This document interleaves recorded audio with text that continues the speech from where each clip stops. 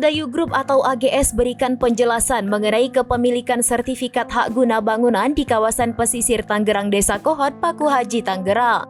Pengacara AGS sendiri mengatakan lahan yang dimiliki saat ini berstatus SHGB dan sebelumnya merupakan tambak dan sawah. Dikutip dari Kompas.com, hal ini disampaikan AGS melalui pengacaranya Mu'anas Alaidit pada Jumat 24 Januari 2025. Perwakilan AGS menyebutkan lahan tersebut dibeli dari masyarakat sekitar yang sebelumnya sudah dalam kondisi terkafling. Ditambahkan Mu'anas, pembelian lahan ini tidak ada kaitannya dengan perkara pagar laut di Tangerang. Dirinya menegaskan bahwa pagar tersebut tidak ada suratnya dan bukan ASG yang memasang. Agung Sedayu Group sendiri mengakui kepemilikan sebagian sertifikat hak guna bangunan di kawasan pagar laut Tangerang. Ditambahkan Mu'anas bahwa SHGB yang dimiliki ASG terletak di Desa Kohot, Kecamatan Paku Haji, bukan di tengah lautan seperti pemahaman publik saat ini.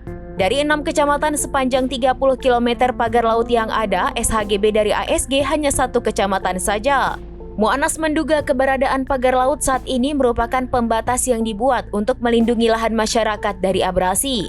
Diketahui sebelumnya data Kementerian Agraria dan Tata Ruang atau Badan Pertahanan Nasional terdapat 263 bidang SHGB di kawasan pagar laut Tangerang.